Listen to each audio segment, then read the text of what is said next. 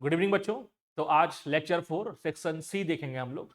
आप लोग का जो जेसीईआरटी ने जारी किया है मॉडल पर, उसके लिए सेक्शन सी। ठीक है, सभी लोग जुड़े हुए लाइव ना? ठीक है ना?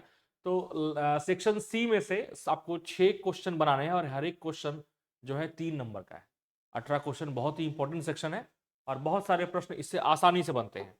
और जिस तरह का दिया गया है आप लोग का मॉडल सेट, उसी को मैंने हूबहू यहाँ पे क्वेश्चन को टाइप किया है, ताकि आपको जो मॉडल पेपर है उसको आप समझ पाए और उससे जुड़े हर एक प्रश्न को समझ पाए, और इस तरह के क्वेश्चन अगर आते हैं एग्जाम में तो उसको अच्छे से हल कर पाए।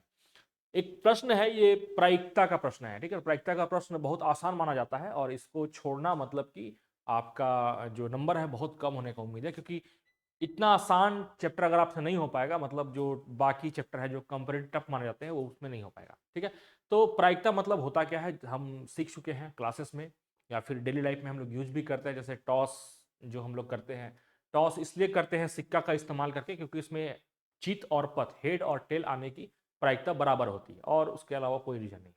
ठीक है, हम लोग पासा देखते हैं, 1 से लेकर के 6 तक है। हमने लास्ट लेक्चर में पढ़ा भी, जाना भी था कि 2 आने की प्रायिकता क्या है, सम संख्या आने की प्रायिकता क्या है, 3 के मल्टीपल्स आने की प्रायिकता क्या है। ठीक है, प्रायिकता का मतलब क्या है, जो संभावित परिणाम है कुल, ठीक है ना, उसको उससे भाग दिया जाता है जो अनुकूल परिणाम है। जैसे कि इस प्रश्न को देखिएगा, आपको कहता है एक थैले में, अब आपको थैला इमेजिन करना है, एक बैग है, वहां पे 7 रेड और 8 जो है काला गेंद है, 2 ही तरह का गेंद है। इस थैले में से एक गेंद यादृच्छिक मतलब अचानक से निकाला जाता है, तो लाल होने की प्रायिकता क्या होगी? ठीक है, तो सबसे पहला प्रश्न ये है कि आप जब भी बनाएं तो कुल संभावित परिणाम आप बोल सकते हैं या फिर कुल गेंदे भी लिख सकते हैं। ठीक है, कुल गेंदे, गेंदों की संख्या या गेंदे बराबर 8। ठीक है, और हमें निकालना क्या है, लाल होने की प्रायिकता। लाल कितने हैं, तो 7 है। ठीक है, कुल गेंदे, सॉरी कुल गेंदे 8 नहीं है, ये मिस्टेक हुआ। 7 प्लस 8 बराबर 15। ठीक है ना, लाल गेंद होने की प्रायिकता। ठीक है, लाल गेंद होने की प्रायिकता। ठीक है, इसी को हम लोग पी रेड भी कह सकते हैं या पी लाल भी कह सकते हैं। ठीक है, यहां पे लाल गेंद कितने हैं, तो 7 है। ठीक है, और कुल गेंदे कितने हैं, तो 15 है। तो यही हो जाएगा आपका फाइनल आंसर। ठीक है, इसके साथ ही आपको यह भी बताना है कि यदि कोई गेंद काली हो तो उसकी प्रायिकता क्या होगी। तो सिंपल सा है, काली गेंद होने की प्रायिकता पी ब्लैक बराबर काला कितना है, 8 है, और टोटल कितना है, तो 15 है। तो ये हो गया इसका आंसर। आप देख रहे हैं कि कितना आसानी से प्रैक्टिकल क्वेश्चन बन जाता है। ठीक है, तो देखते हैं हम लोग ये प्रश्न। इस ग्राफ, इस जो दिया हुआ है डेटा, उसका आपको माध्य दिया हुआ है। आपको निकालना माध्य नहीं, आपको निकालना है एक्स और वाई का मान। ठीक है, ये आपको निकालना है। तो एक्स और वाई का मान निकालने के लिए, चूंकि मेरा ग्रुप डेटा है, तो इसके लिए आपको एक कॉलम और क्रिएट करना होगा, जिसको आपको देना होगा संचयी बारंबारता, या फिर आप इसको सीएफ भी लिख सकते हैं। ठीक है, संचयी बारंबारता, कम्युलेटिव फ्रीक्वेंसी इसका इंग्लिश होता है। तो इसमें करना क्या होता है कि सब ऊपर कंप्लीट ऐड होता जाएगा। ठीक है ना, जैसे कि यहाँ 15 है तो ये ऊपर वाला तो 15 लिखा जाएगा। ठीक है, लेकिन ये जो लिखाएगा इस रो में, ठीक है ना, वो क्या होगा, ये इससे ऐड हुआ रहेगा, मतलब 15 प्लस एक्स रहेगा ये। फिर यहां ये ऐड हो जाएगा, तो 15 प्लस 30 कितना होता है, 45 प्लस एक्स होगा। अब फिर से यहां 45 प्लस 25 होता है आपको 70 प्लस एक्स। ठीक है, 70 प्लस एक्स प्लस वाई। ठीक है, 70 प्लस एक्स और प्लस वाई। ठीक है, और फिर 70 प्लस 15 मतलब कि 85 प्लस एक्स प्लस वाई। ठीक है, वाई है ये। तो हमें देखना है कि ये जो वैल्यू है, ये एक्चुअल में ये टोटल के बराबर होता है। ये क्वेश्चन का दिया हुआ है कि इसको टोटल को ऐड करने में 100 होगा, और हमने टोटल को ऐड करके लाया तो 85 प्लस एक्स प्लस वाई है। तो इससे एक बात तो क्लियर है, एन का मान तो खैर 100 दिया हुआ है। ठीक है ना, एन का मान 100 है, लेकिन क्या दिया हुआ है 85 plus x plus y is equal to 100 division है, 100 निकला, ठीक है ना। तो अगर 85 को हम लोग बराबर की उस तरफ ले जाएं तो हम कह सकते हैं कि x plus y is equal to क्या हो जाएगा 15 हो जाएगा। और ये एक रैखिक समीकरण मिल गया x तथा y के बीच में, ठीक है। अगर अपने पास दो रैखिक समीकरण हो तो हमारे पास चार चार विधि है उन रैखिक समीकरणों को हल करने का, जिसमें ग्राफी विधि है, एक प्रतिस्थापन विधि है, एक विलोपन विधि है और चौथा मेरा वज्र गुणन विधि है, जो कि हम लोग कक्षा 10 में पढ़ चुके हैं अभी तक, ठीक है। एक समीकरण मिल गया, दूसरा समीकरण कैसे निकालेंगे, तो ये माध्यक जो दिया हुआ है इसके हेल्प से निकालेंगे। ठीक है, तो माध्यक का फॉर्मूला क्या होता है, माध्यक का फॉर्मूला क्या होता है, तो माध्यक बराबर होता है L plus n by two minus c f by f into h. अब हर एक टर्म का अपना मतलब है, L क्या होता है, H क्या होता है, सी एफ क्या, F क्या, H क्या, ठीक है। ये N है, सॉरी ना, ये N नहीं, H नहीं, N है, ठीक है। तो सबका मीनिंग क्या होता है तो इसके लिए आपको समझना होगा कि माध्यक वर्ग निकालना होगा पहले।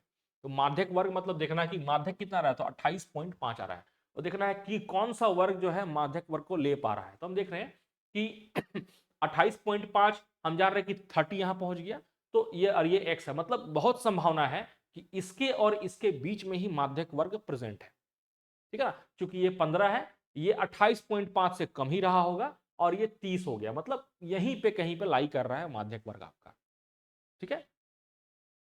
तो हम क्या करेंगे कि ये आपका हो गया माध्यक वर्ग, नीचे वाले को लेते हैं माध्यक वर्ग, ठीक है। ये माध्यक वर्ग हो गया और ये कल आ गया आपका फ्रीक्वेंसी f, ठीक है। और ये जो है ये हो गया आपको सी एफ का वैल्यू 15 प्लस एक्स, ठीक है। 15 प्लस एक्स हो गया। एच क्या होता है मेरा, तो इसका जो लेंथ है 20 से 30, मतलब एच का मान कितना हो गया, तो एच का मान हो गया 10, ठीक है। और एन बाई टू मतलब क्या, 100/2 मतलब 50। तो सबका मान पता है तो माध्यक हम लोग निकाल सकते हैं। अब इसी के हेल्प से अपना कैसे समीकरण निकलेगा, फिर कैसे हल करेंगे वही देखना है, ठीक है। तो सबसे पहले सबको डिफाइन कीजिए, यहाँ पर क्या क्या है हमने लिखा है, लिखिए उसको। तो एल का मान नहीं बताया मैंने, तो माध्यक वर्ग का जो निम्न सीमा होता है पहले वाला वही लिखाता है। तो एल बराबर हो गया 20, एच बराबर हो गया 10, एन एन बाई टू हो गया 50, ठीक है। और क्या क्या है, एफ है मेरा 30 और सी एफ है मेरा 15 प्लस एक्स, 15 प्लस एक्स, ठीक है, यही वैल्यू है। अब माध्यक अपने पास पता है क्या है, 28.5, एल का मान है मेरा 20 प्लस एन बाई टू मतलब 50 माइनस सी एफ मतलब कि 15 प्लस एक्स अपॉन एफ का मान है मेरा 30 और इंटू ये है 10। चलो ये 0 0 लगे लगे काट दिए हम लोग, ठीक है ना। अब ये 20 हम लोग ले आते हैं माइनस में, इस तरफ थोड़ा सा हम लोग इसको छोटा करते हैं ताकि हम लोग बना पाए। चलिए क्वेश्चन ही हम लोग यहाँ सेट कर दिए, ठीक है। और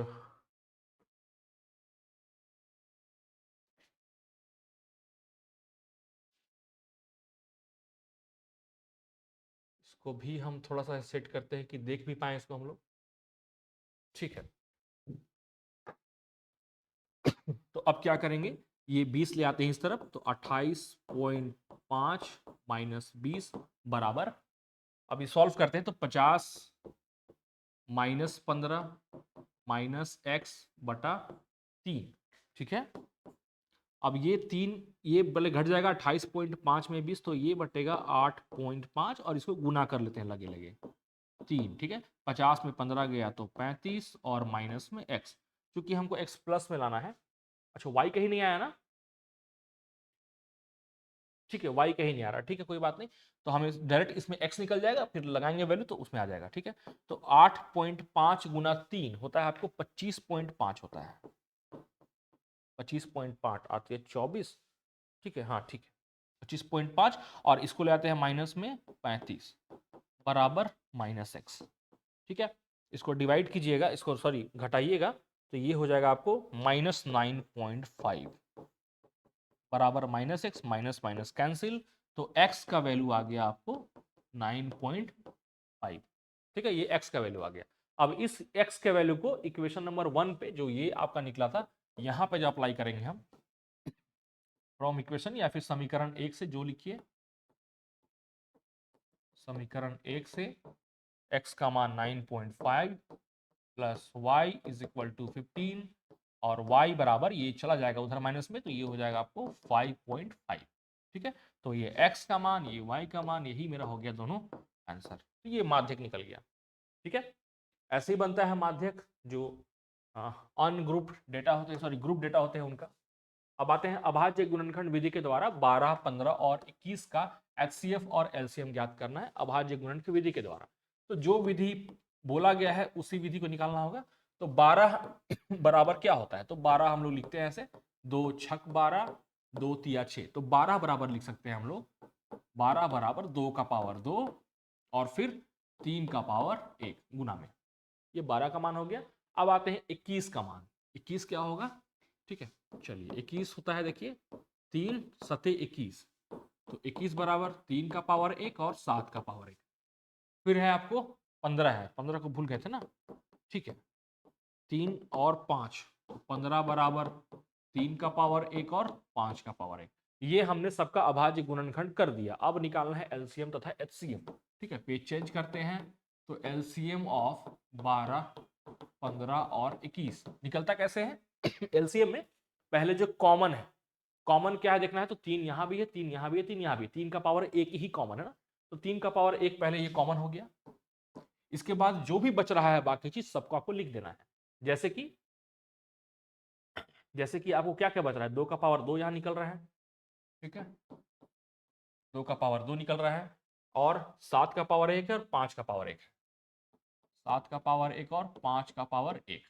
ठीक है, जो भी सॉल्व करने पे आएगा 3 गुने 4 गुने 7 गुने 5। ठीक है, कितना आ गया, 7 तिया 21, 21 और 5 चौके 20, 21 गुना 20 मतलब कि 420 हो गया मेरा एलसीएम। ठीक है ना। अब आते हैं एचसीएफ में।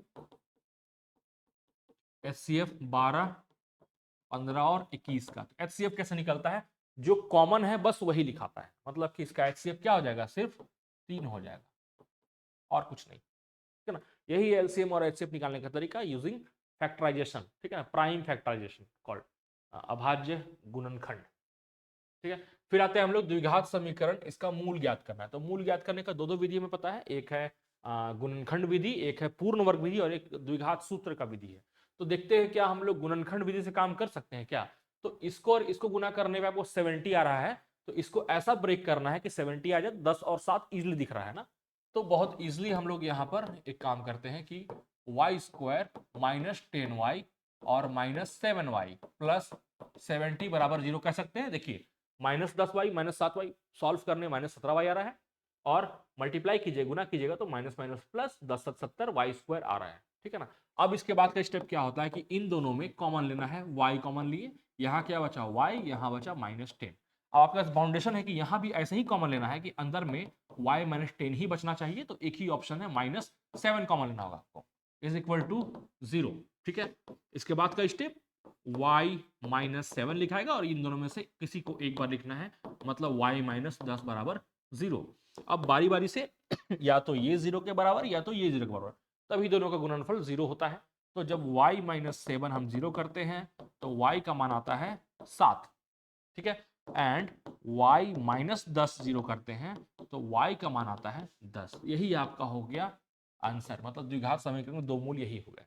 एक मेथड आप और यूज कर सकते हैं, अगर हम लोग इस समीकरण को तुलना करें a x square plus b x plus c बराबर 0 से, तो a बराबर क्या होगा, a बराबर 1 होगा, b बराबर हो जाएगा -17 और c बराबर हो जाएगा आपको 70। a b और c का मान निकल गया, तो डायरेक्ट एक फॉर्मूला होता है कि x का मान होता है -b plus minus b square minus 4ac upon 2a। ये फॉर्मूला एक डायरेक्ट होता है, आप इससे भी निकाल सकते हैं, आपको कोई चेक चेक नहीं करना है, गुना हो रहा है, भाग हो रहा है, घट रहा है, कुछ नहीं, डायरेक्ट लगाइए फॉर्मूला। -b मतलब माइनस इंटू माइनस का 17, ठीक है ना, प्लस माइनस बी स्क्वायर मतलब -17 का स्क्वायर -4, ए का मान है 1 और सी का मान है 70 बटा 2a, 2 इंटू 1।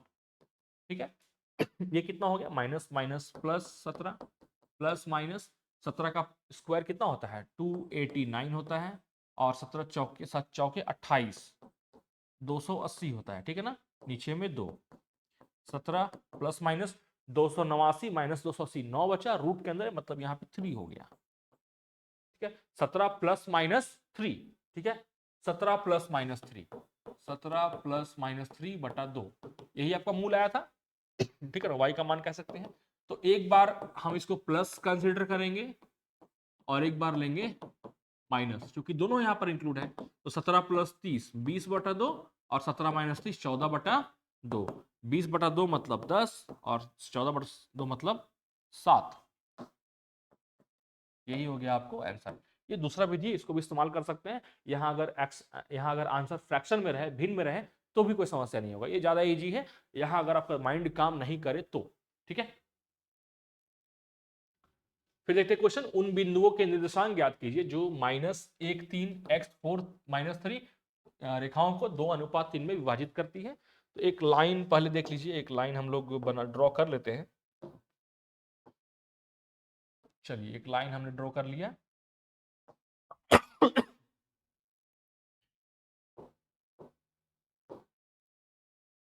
ठीक है, एक लाइन है आपको यहाँ पर ए है, ए मान लिया हमने, जो कि है आपका -1 और 3, ठीक है। बी एक बिंदु है जो कि है 4 और -3, ठीक है। और मान लिया कि एक बिंदु P है, ठीक है, जो इसको 2:3 में विभाजित कर रही है, ये हमने मान लिया, ठीक है ना। या फिर और भी आप डिटेल में मान सकते हैं, डायग्राम बना लीजिएगा तो बेटर होगा, कंफ्यूजन नहीं होगा, ठीक है। आप ऐसा लिख सकते हैं कि x1 is equal to -1, y1 is equal to 3, ये x1 y1 हो गया, वो x2 y2 लेते हैं, x2 इज इक्वल टू 4 और y2 is equal to -3। m1 का वैल्यू ये हो गया 2 और m2 का वैल्यू हो गया 3। अब ये क्यों लिखे, अब सभी को जानते हैं x और y का फॉर्मूला होता है, ठीक है। x और y का फॉर्मूला होता है, क्या होता है x का value m1 x2 plus m2 x1 upon m1 plus m2, और y बराबर m1 y2 plus m2 y1 upon m1 plus m2, ये फॉर्मूला होता है, ठीक है। अब इस फॉर्मूला पे डायरेक्ट हम लगाएंगे वैल्यू को तो मेरा आंसर आ जाएगा, ठीक है। थोड़ा सा हम लोग इसको मिनिमाइज करते हैं ताकि, आ गया रे भाई, ठीक है आ गया। ओ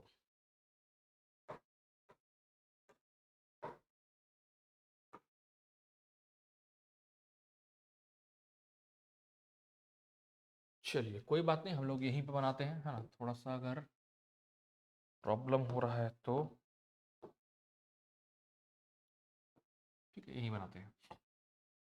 एक्स वाई का वैल्यू m1 मेरा क्या है, m1 2 है, ठीक है। x2 मेरा क्या है, तो x2 4 है, प्लस m2 3 है, और x1 मेरा -1 है। माइनस रहे ना तो ये ब्रैकेट देना मत भूलिएगा, m1 प्लस m2 मतलब 2 प्लस 3, ये आपको x का वैल्यू हो गया। और y का वैल्यू के लिए m1 y2, m1 फिर से 2 है और y2 मेरा है -3, ठीक है ना, प्लस m2 मेरा 3 है और y1 है मेरा 3 अपॉन m1 प्लस m2, ठीक है। कलर चेंज करते हैं, कंफ्यूजन दूर हो जाएगा, ठीक है। तो 2 इंटू 4 8 -3, ठीक है, 5, 8 -3 5 हुआ ना, और 2 प्लस 3 5, 5 बटा 5 ये हो गया -6 और +9, -6 +9 मतलब +3, और नीचे में 5, 5 ही नीचे में आएगा, 6 प्लस -6 +9, ठीक है, ठीक है। ये 5 बटा 5 1, और ये आ गया 3 बटा 5, तो ये जो बिंदु होगा ना, ये बिंदु का वही होगा निर्देशांक 1 और 3 बटा 5, यही आपका आंसर है। थोड़ा सा अरेंज कर लीजिएगा, इसको देख लीजिएगा मैंने कैसे कैसे लिखा है, ठीक है। छोटा सा बोर्ड है और बड़ा लिखना है, तो कंडीशन है। तो इन जो आंकड़े दिए हुए हैं इनका आपको माध्य, माध्यिका, बहुलक तीनों निकालना है। तो माध्य तो निकालना आसान है कि सबसे पहले आप आपको जोड़ दीजिए और जितने नंबर है उसको डिवाइड कर दीजिए, ठीक है। जैसे कि अगर मुझे माध्य निकालना है तो मैं क्या करूंगा, सबको ऐड करना होगा आप, ठीक है। 12 प्लस 23 प्लस 32 प्लस 24 प्लस 25, ठीक है ना, सबको ऐड कर दीजिए। थोड़ा सा कैलकुलेशन करना होगा, ठीक है ना। ये आपका होमवर्क रहा, आप कमेंट में लिखना है कि आंसर क्या आपका आया है। 1 2 3 4 5 6 7 8 9 10 11 12 13 14 15 16 17, 17 से आपको भाग देना है। सबको जोड़ के 17 से भाग देने पे जो संख्या मिलने वाला है वही होगा माध्य, ठीक है, दैट्स इट। उसके बाद करें बात माध्यक का या फिर माध्यिका का, है ना, दोनों का मीनिंग ऑलमोस्ट सेम होता है, कंफ्यूजन वहां नहीं करना। इसके लिए क्या करते हैं हम लोग, इसको आरोही क्रम में सजाते हैं पहले। तो आरोही क्रम में हम लोग सजा लेते हैं पहले, चलिए, ठीक है ना। क्या क्या हो जाएगा, हम लोग टिक लगाते जाएंगे ताकि कंफ्यूजन ना हो। 12 के बाद कौन सा है, देखिए 18, 18 दो बार है ना, 18 और 18, ठीक है। 18 हो गया, उसके बाद फिर 23 है दो बार, चलिए कोई छूटना नहीं चाहिए, बस इस बात का ध्यान रहे, है ना। 24 एक बार है, और तो 24 नहीं है जी, चलिए 24 एक बार है। उसके बाद फिर 25 है एक बार, ठीक है, 25 एक बार है। फिर 26 दो बार है यहाँ पर, ठीक है, चलिए 26 दो बार हो गया। उसके बाद फिर 27 भी है ना कहीं ना, हाँ 27 भी है एक बार, ठीक है।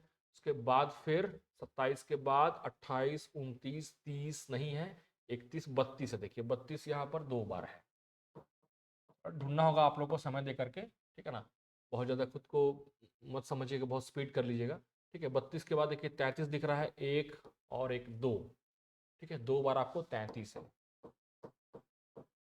ठीक है। 33 दो है, 33 हो गया। अब कौन बच रहा है भाई, तो 44 से भी छोटा को मुझे दिखा था कुछ, हाँ 41 एक बार है, ठीक है, 41 हो गया। फिर 44 भी एक बार है, 44 भी एक बार है, और फिर 45 है एक बार। संतुष्टि के लिए मिलाना है कि 17 हो रहा है कि नहीं। 1 2 3 4 5 6 7 8 9 10 11 12 13 14 15 16 17, यस बिल्कुल सही है, ठीक है। 17 को हमने लिख दिया। अब यहां से माध्यिका निकालना आसान है। n बराबर क्या है मेरा, 17 है।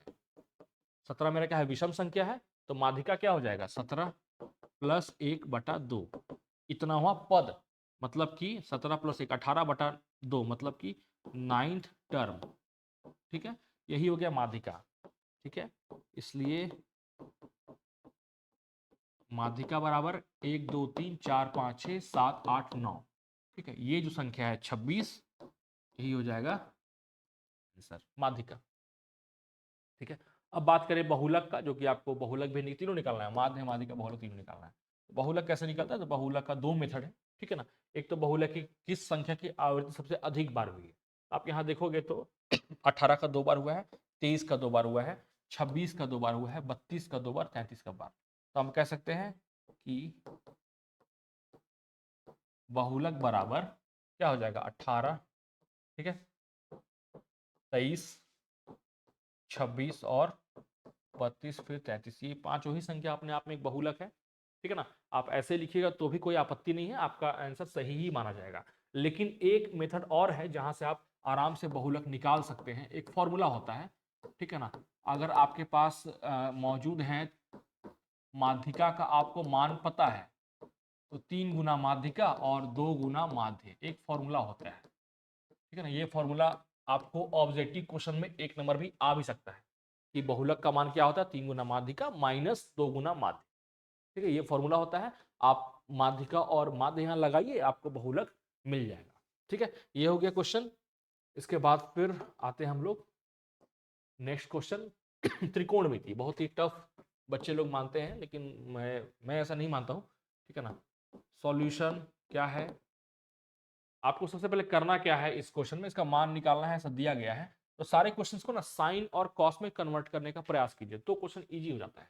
जैसे देखिए यहाँ पे दोनों में 6 है ना, 6 हम लोग कॉमन ले लेते हैं, ठीक है। और कॉस सेक ए मतलब क्या, 1/sin ए, ये आपको याद रखना होगा, जो भी रिलेशन है सबके बीच में।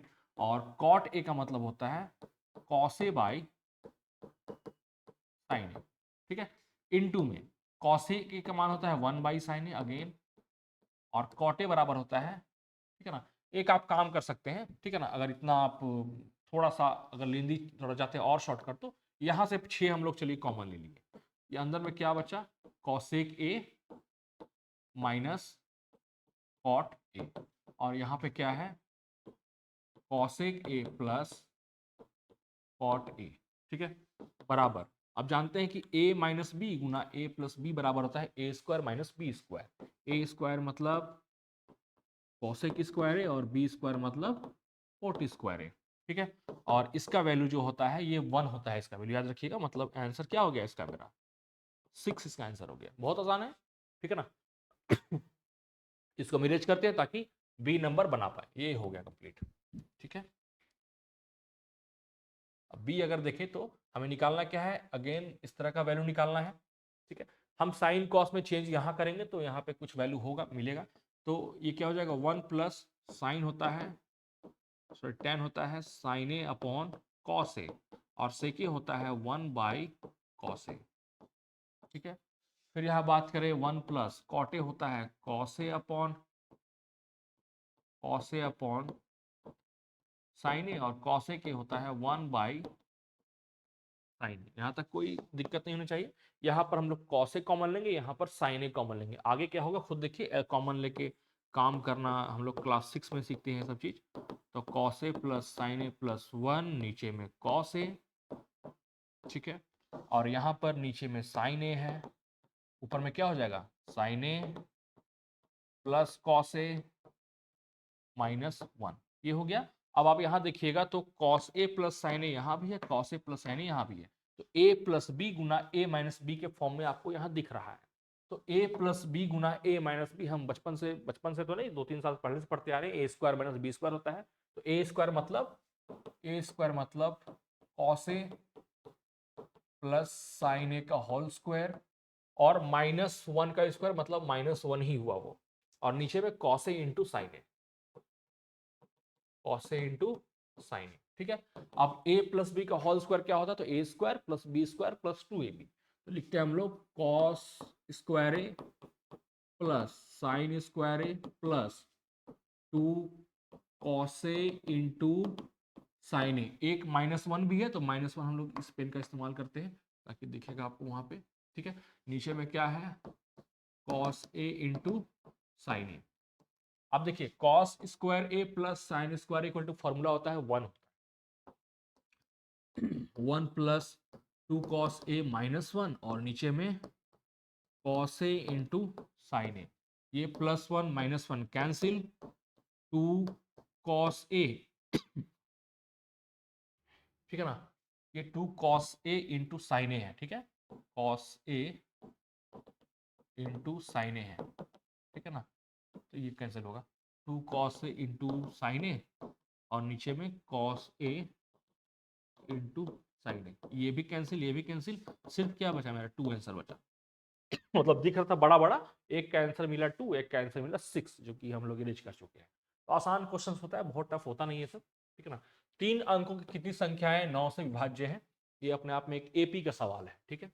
एपी का सवाल है, कैसे बनेगा देखिए। तो 3 अंकों की संख्या मतलब क्या है, 100 से शुरू होता है और 999 तक जाता है। छोटी छोटी 100 होता है और बड़ी से बड़ी 999 होता है।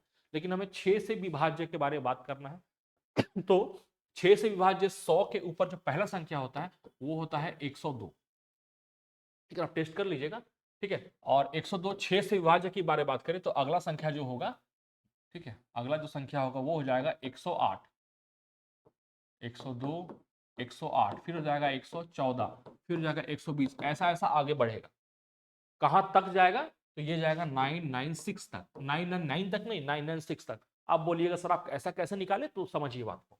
हमें 6 से चाहिए भाग देने वाला, चलिए 999 था, ठीक है। 1 से गया 6 बार में, बचा 3, 9 6 छक 36, बचा 3, फिर 9 6 छक 36, बचा 3। मतलब 3 अगर ये कम होता तो पूरा पूरा भाग चला जाता, इसलिए हमने इसमें से 3 घटा दिया, बच गया 996, ठीक है। उसी तरह से ये 102 लेने का भी अपना एक मेथड है। 102 हमने कैसे लिया, तो 100 को हमने भाग दिया, चूंकि हम जानते हैं कि 103 अंकों की देखना है। तो 6 का 6, बचा 4, ठीक है, यहाँ पे आपको जस्ट ऑपोजिट देखना है कि कितना और जोड़ दें कि ये 6 से भाग चला जाता है। 40 की जगह अगर 42 होता तो 6 का पहाड़ा में 42 आ जाता है, मतलब 2 बढ़ाना है 100 में से, तो क्या हो गया वो 102 हो गया। ठीक है, तो ऐसे हमने 102 और 996 निकाला। अब यहाँ पर एपी के माध्यम से हम बता सकते हैं एक समांतर श्रेणी है और यहाँ पर कितने पद हैं, उसके लिए कुछ कुछ वैल्यू चाहिए आपको। जैसे ए का मान चाहिए 110 है वो, ठीक है। डी का मान सार्व अंतर हम जानते हैं, घटाएंगे तो 6 ही आएगा। और ये लास्ट टर्म है, मतलब ए एन का वैल्यू दिया हुआ है 996। आपको निकालना क्या है, एन का मान निकालना है जस्ट, ठीक है। बहुत सिंपल है। तो ए एन का फॉर्मूला क्या होता है, a plus n minus one into d. A n मेरा गिवन है 996, ए इज इक्वल टू 102 और एन जो कि मुझे फाइंड करना है, और डी हो गया मेरा 6। ठीक है, 102 को ले आते हैं इस तरफ घटा करके, तो 996 माइनस 102 बराबर एन माइनस वन गुना 6। ठीक है, घटाइए, 6 में 2 गया तो 4, ये हो गया 9 और ये हो गया 8, 894। लगे लगे हम 6 से यहाँ पर भाग भी दे देते हैं। ये हो गया n माइनस वन का, थोड़ा सा जगह बचाते हैं, यहीं पे काम करते हैं। 6 से भाग दे, कितना बन जाएगा, 6 का 6, ठीक है, जाना ही है भाग, कोई दिक्कत नहीं है। 6 का 6, 2 मतलब 28, ठीक है ना, 6 चौका 24, 24 बचा 5, 9 54, मतलब 6 नवा 54, 149। 149 बराबर n माइनस वन। अब ये माइनस वन गया इस तरफ तो एक जुड़ जाएगा, मतलब n का मान क्या हो जाएगा 150 आंसर। मतलब 150 यहाँ पर पद ऐसे हैं जो कि 6 से भाग जा रहे हैं। ठीक है, इसका मतलब यही होता है। ठीक है, आप गिनिएगा तो नहीं गिन पाइएगा, ये बात आपको ही पता है। ठीक है, क्वेश्चन इतने ही थे। आपको सेक्शन सी के आप ऐसे ही हमारे जो 7 बजे लाइव क्लास हम लोग ले रहे हैं एवरी डे शाम को 7 बजे, आप इसमें जुड़िए। और कल हम लोग सेक्शन डी करेंगे, उसके बाद हम लोग फिर से कोई एक सेट, आप चाहे तो कमेंट सेक्शन में बोल सकते हैं कि आपको क्या चाहिए। ठीक है, 2025 में जो प्रश्न आए थे क्या आपको उसका चाहिए सॉल्यूशन, या फिर 2025 में जेसीईआरटी ने जारी किया था आपको उसका सॉल्यूशन चाहिए, या फिर ऑब्जेक्टिव क्वेश्चंस में आप वीक है, या फिर जिस भी टॉपिक में चाहिए कि सर इस टॉपिक का ये क्वेश्चंस मुझे चाहिए, आप कमेंट में ही क्वेश्चंस लिख के भेजिए, मैं उसी का सॉल्यूशन आपको। जानिए कि ये क्लास आपका है, आपको डाउट पूछना है तो आप कमेंट सेक्शन में ही क्वेश्चन लिखिए, अगले जो मेरा क्लास लेक्चर रहेगा या फिर उसके अगले क्लास में मैं उसे बताने का पूरा प्रयास करूंगा। बाकी आपका वीडियो में एंड रहने के लिए बहुत बहुत धन्यवाद। जय हिंद।